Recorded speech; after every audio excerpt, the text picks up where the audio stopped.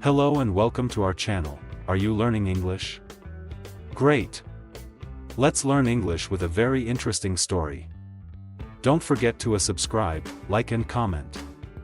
Let's get started. The rain was pouring outside. Drops hit the window like tiny bullets. Inside a small, dimly lit room in a village of Bangladesh, a 19-year-old boy named Rafi sat with his head down. His books were closed. His phone was on, playing a motivational speech in English. But Rafi wasn't listening. His eyes were fixed on the floor. Rafi had failed his last English exam. Again, he had always been afraid of English. Every time he tried to speak it, people laughed. Even his cousins made fun of him. English is not for people like us, they used to say. But deep inside, Rafi wanted to prove them wrong. He dreamed of speaking fluent English, getting a good job, maybe even traveling abroad one day.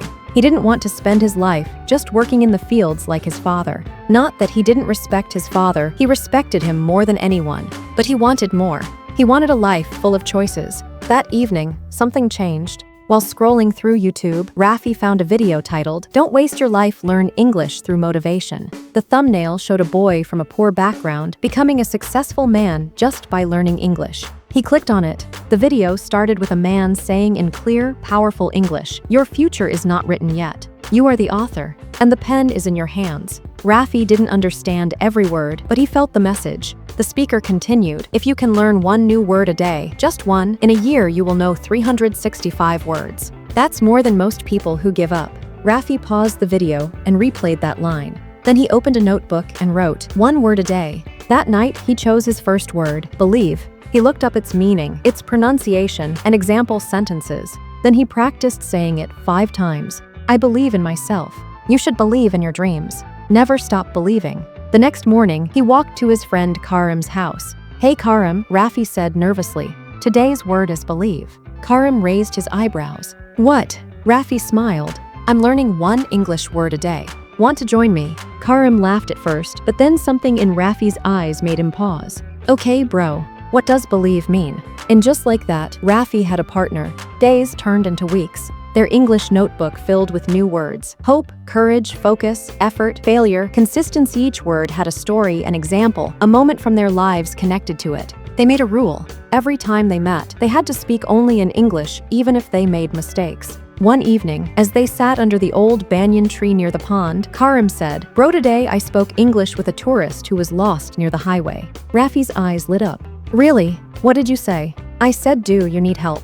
And he smiled and said yes. They both laughed. That night, Rafi picked a new word, direction. But things weren't always easy. Rafi's uncle once scolded him for wasting time. "You think learning English will make you rich. Dreaming too big will break your heart." Rafi didn't answer. But that night, he wrote in his notebook, "Determination, never stop no matter what people say." The next day, something unexpected happened. The next day, Rafi's school announced a special event, an English-speaking competition. The prize? A scholarship for a short English course in Dhaka, fully funded. The moment Rafi saw the poster on the notice board, his heart raced. "This is your chance," Karim said, gripping his shoulder. "You've been working hard. You have to try." Rafi was unsure. "What if I make mistakes? What if I forget everything on stage?" Karim smiled. "You've already done more than anyone expected. Just go up there and speak from your heart." That night, Rafi stood in front of the mirror, practicing. Over and over, he repeated his lines. "Good morning, everyone. My name is Rafi. Today, I want to tell you why English changed my life." He practiced every word, every sentence, correcting his pronunciation using YouTube videos. He recorded his voice and listened back. He even asked his little sister to clap for him after each practice run. The big day arrived. As Rafi stepped onto the stage, his legs trembled. He saw the crowd, students, teachers, and even the local news reporter. His hands were sweating. But then he remembered the first word he ever wrote, believe. He took a deep breath and spoke, "Good morning. My name is Rafi. I come from a small village where people think English is only for rich kids. But I am here to prove them wrong." The hall went quiet. Everyone was listening. "I started learning one word a day. Just one. My first word was believe. Then hope, courage, effort. And slowly, I changed. I learned not just words but confidence, purpose, dreams." He paused, looked around, then said, "English is not just a language. It's a key that opens doors to knowledge, jobs, and respect." I may not speak perfectly, but I speak with purpose. And I'm not done learning." The crowd burst into applause. The principal stood up, nodding in approval.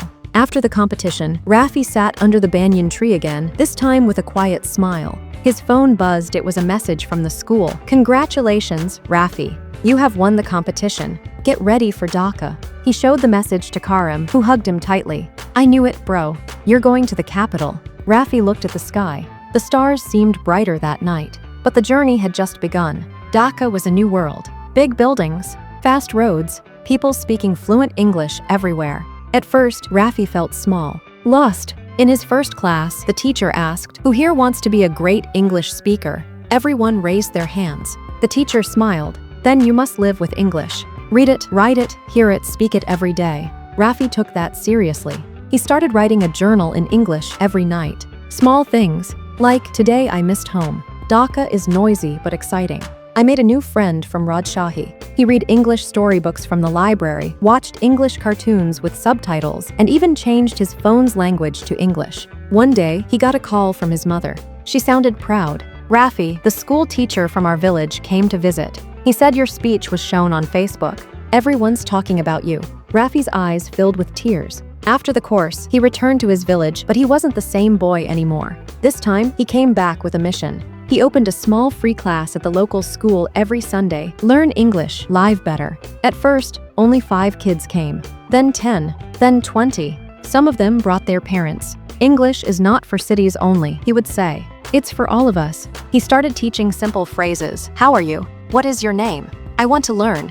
I believe in myself." The villagers watched in surprise. This was the same shy boy who once failed his English exam. One evening, while Rafi was finishing the lesson, a man in a suit arrived at the school gate. The man in the suit walked up to Rafi with a smile. "Are you the one running these English classes?" he asked. Rafi stood up, a bit nervous. "Yes, sir. My name is Rafi." The man handed him a card. "I'm from a non-profit organization in Dhaka. We support young leaders who bring change through education. We saw your video. We'd like to help you expand this project." Rafi couldn't believe it. "You mean more books, more students?" The man nodded. "And maybe even a scholarship for you to study abroad." Rafi looked around. His students were still practicing simple greetings. "Good morning. Nice to meet you.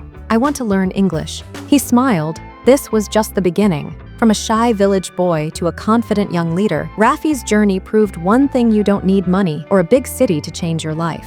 You just need a reason, a little courage, and one English word a day. So, if you're reading this and thinking, "Can I do it too?" Yes, you can. Don't waste your life. Start now. Start small, but start.